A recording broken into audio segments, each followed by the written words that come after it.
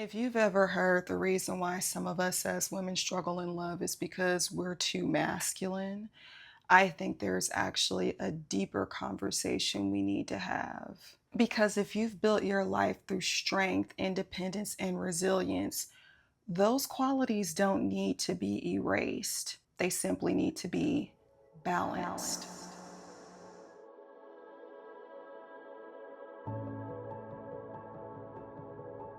Masculine energy creates movement, feminine energy creates connection. Masculine energy, it gives direction, it enforces, it takes action, it creates structure, it makes decisions. Whereas feminine energy creates emotional depth, it allows intimacy, it's comfortable with receiving. And a very important thing about feminine energy is that it nurtures on so many different levels, but more specifically in the context of relationships, it nurtures connection. Sometimes the problem happens when we create movement in every area of our lives, but we have not yet intentionally focused on creating a space for receptivity. And it's not just about refusing a gift from someone. It can also be refusing information about ourselves, which can include constructive feedback. And it's hard because, in this way and in so many ways of receiving, it requires trust.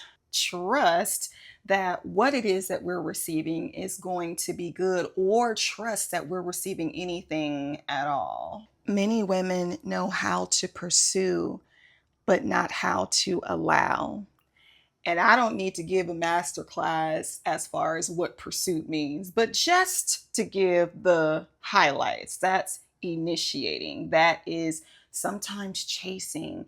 And it's not necessarily literally chasing someone or a man in the street. Sometimes it's chasing clarity. So we're constantly following up and asking a bunch of questions. It can mean that we're trying to convince someone or that we're trying to prove something. Whereas allowing is all about observing. Let me watch you. It's letting someone reveal themselves and letting someone's actions do the talking without us talking away with excuses for someone's behavior, or at a minimum, trying to make sense of someone's behavior, especially if it's not serving or sitting well with us. Now, allowing doesn't mean that you do nothing. Allowing simply means that you don't force what is for you, or more importantly, you don't force what you're being shown isn't for you. Your feminine energy is strengthened by discernment, not dependence. And this is huge because it challenges a lot of internet conversations. And I think a lot of us subconsciously reject or have been wired to reject traditional quote unquote femininity because it seems incredibly or uncomfortably vulnerable, or in some aspects, weak. There's this thought that we need to be damsels in distress all the time in order to be seen as feminine. But healthy femininity is not needing someone to save you. Healthy femininity is understanding that you don't have to do everything alone and operating accordingly. And more importantly, discerning who the more qualified and dependable partner is so that you don't have to do it alone. Now, if you want to learn how to do that, we do that and so much more in my full program, Rewire for Love. Get into it via the link that's in the description box below. Now, on to point number 4. The woman who experiences healthy love is a woman who has expanded her identity. So the old identity says, I have to do everything, or at least from an internal perspective, we feel that way. Whereas when we start looking at shifting from one mindset, one expectation to another, a new identity says, I can be both powerful and receptive. Another example is from an old identity perspective. I have to prove something. I got to do something. I've got to show my worth and basically do parlor tricks to get someone to believe in the greatness that I am. I have to prove my worth. Whereas a new identity mindset, one that empowers us, is to say, I choose, so I'm still making decisions, but I choose from a place of self worth. So I'm not chasing things to validate my self worth. I'm aligning things per my self worth. It's a subtle shift, but one that can make incredible leaps and bounds in our lives if we focus on looking through things with that lens and operating from that standpoint. Because it's not about, let me change this dating and relationship strategy, let me try this gimmick, let me do this trick. It's about becoming the woman who thinks, feels, responds, and behaves differently to get those different long-standing outcomes and results. So here is a challenge.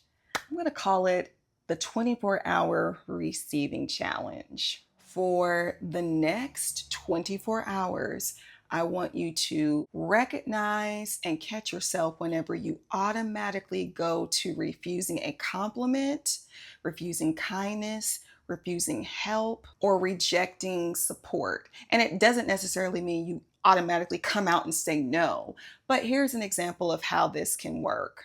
Someone says, "Oh, you look beautiful," and your initial response is, "Oh, girl, I didn't do hardly nothing." Or I rolled out of bed and threw this on in 5 minutes. Or someone says, "Your outfit is so cute." "Oh, girl, this whole thing." That is an example. Instead, a simple practice is pausing before going into the default setting of rejection on any level and just saying thank you. Another example is someone says, "Can I help you?" They offer you assistance. And instead of initially going to, "No, I'm good, I got it. Don't worry about it." Because that's what we often tend to do. Or I'll speak for myself. That is what I was conditioned to do so much of. Instead of jumping to that, pausing before reacting and saying, "Please, thank you. Yes, I'd appreciate that." Because here's the thing, receiving is a muscle, and we often haven't been taught to do it.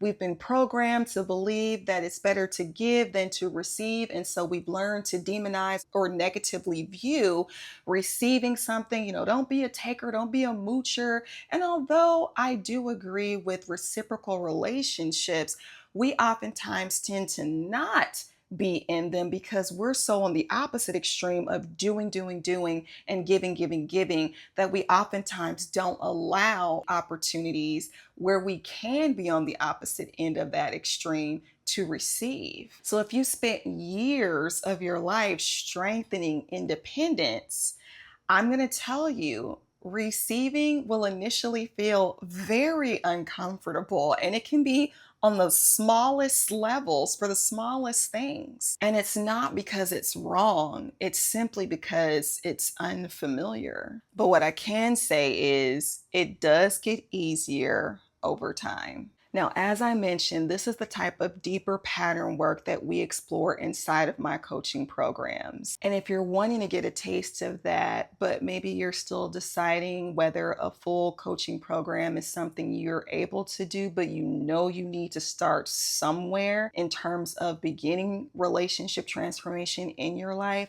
Love Notes coaching is perfect for you. It will help you understand not only who and how you attract, but how you show up, what you're available for, and the shifts that need to happen in order to make healthy, long-lasting love possible in your life. The link for that is in the description box beneath this video. Now, as always, let me know how this video hits for you in the comments. I always love to hear your perspectives and to interact with you there.